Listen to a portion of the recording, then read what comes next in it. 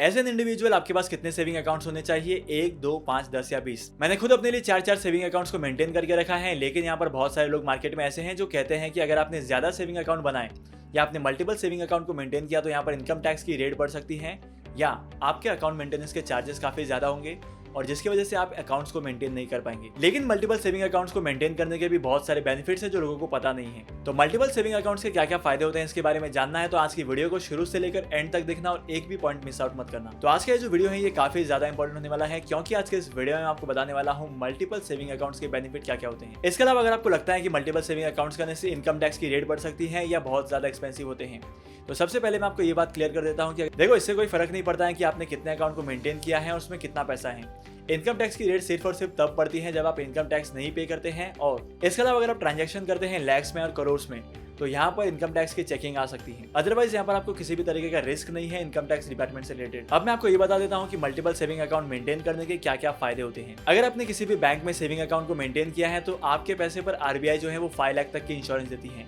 फिर चाहे आपने सेविंग अकाउंट ओपन किया है या आपने एफडी को मेंटेन किया है, किसी भी बैंक में आपके एक अकाउंट के पीछे आपको 5 लाख तक का इंश्योरेंस मिलेगा। अगर आपने एक ही बैंक में 3-4 अकाउंट ओपन करके रखे हैं तो भी आपको 5 लाख तक का ही इंश्योरेंस मिलेगा। तो मल्टीपल सेविंग अकाउंट रखने का सबसे पहला बेनिफिट ये है कि आपके जो पैसे हैं वो सुरक्षित रहते हैं। अगर आपने अपने पैसे को अलग अलग बैंक्स के अकाउंट्स में रखा है तो यहाँ पर आपको अलग अलग बैंक का अलग अलग इंश्योरेंस मिलता है। रिसेंटली मार्केट में बहुत सारे बैंक्स बैंकरप्ट हो गए थे और अगर ऐसा होता है किसी भी बैंक के साथ तो आपकी जो इन्वेस्टमेंट्स हैं वो सेफ रहने वाली है। इसके अलावा यहाँ पर सेकंड बेनिफिट ये है कि आप जितने भी ट्रांजैक्शन करते हैं उस ट्रांजैक्शन की लिमिट्स इंक्रीज हो जाती है। नॉर्मली किसी भी बैंक के डेबिट कार्ड में होता क्या है कि आप एटीएम से कैश निकाल सकते हो सिर्फ 5 बार, लेकिन इसके अलावा आपको ज्यादातर पैसे निकालने पड़ते हैं तो आपको बहुत सारे चार्जेस पे करने पड़ते हैं। तो अगर आपने मल्टीपल सेविंग अकाउंट्स को मेंटेन किया है तो यहाँ पर आपको अलग अलग जगह से अलग अलग बैंक के ट्रांजैक्शन करने को मिल जाएंगे। काफी बार क्या होता है कि कुछ बैंक्स ऐसे होते हैं जिनकी ब्रांचेस एक पर्टिकुलर जगह पर नहीं होती हैं, तो यहाँ पर आपको अल्टरनेट मिल जाता है किसी और बैंक का। इसके अलावा भी हम लोग बहुत बार यूपीआई से पेमेंट करते हैं कार्ड का इस्तेमाल करके और यहाँ पर अक्सर क्या होता है कि बैंक्स के सर्वर काम नहीं करते हैं और हम लोगों को पेमेंट करने में काफी ज्यादा डिफिकल्टीज आती है। तो यहाँ पर अगर आपने मल्टीपल सेविंग अकाउंट्स को मेंटेन किया है और आपके पास मल्टीपल कार्ड्स हैं तो इन कार्ड्स का इस्तेमाल करके आप पेमेंट को फ्रीक्वेंटली कर सकते हो और इसी के साथ साथ यहाँ पर आपको किसी भी तरीके की प्रॉब्लम नहीं होगी। इसके अलावा मार्केट में बहुत सारे बैंक्स ऐसे हैं जो सेविंग अकाउंट के बेसिस पर क्रेडिट कार्ड ऑफर करते हैं इसके कस्टमर को और इसके साथ साथ बहुत सारे ऑफर्स होते हैं क्रेडिट कार्ड से रिलेटेड। तो अगर आपने मल्टीपल सेविंग अकाउंट्स को मेंटेन किया है तो यहाँ पर आपको मल्टीपल क्रेडिट कार्ड्स मिल सकते हैं। चलो मान लेते हैं कि आपको एक क्रेडिट कार्ड पर 50,000 की लिमिट मिली और आपको 4 क्रेडिट कार्ड इश्यू होते हैं तो आप 2 लाख तक का इस्तेमाल कर सकते हैं। होप करता हूँ कि अभी तक आपको मल्टीपल सेविंग अकाउंट्स के क्या क्या फायदे हो सकते हैं इसके बारे में पता चल गया है।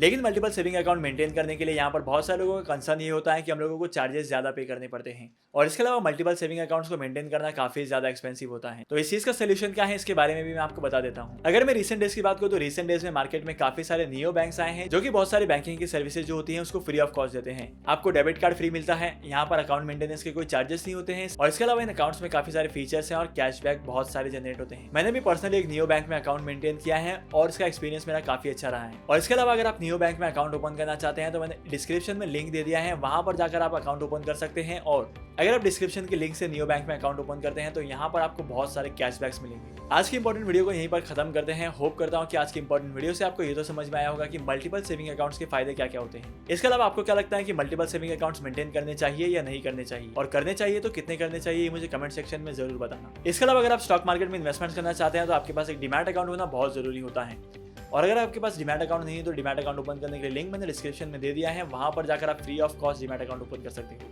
अगर आप डिस्क्रिप्शन के लिंक का इस्तेमाल करके डीमैट अकाउंट ओपन करते हैं तो यहाँ पर मेरी टीम आपको हेल्प करती है इन्वेस्टमेंट्स करने में। इसके साथ साथ मेरी टीम आपको ये भी गाइड करेगी कि कितने सारे इन्वेस्टमेंट के ऑप्शन होते हैं और कैसे इन्वेस्टमेंट्स करनी चाहिए। तो डीमैट अकाउंट ओपन करने से पहले रेफर करना मत भूलना और इसके साथ साथ अगर आपको आज की वीडियो का कंटेंट वैल्यूएबल लगा है तो आज की वीडियो को लाइक करना, शेयर करना और इसके अलावा अगर आप चैनल पर नए हो तो चैनल को सब्सक्राइब करो। मैं आपको मिलूंगा अगली वीडियो में नए टॉपिक के साथ, एक इंटरेस्टिंग टॉपिक के साथ। तब तक के लिए signing off and happy investing.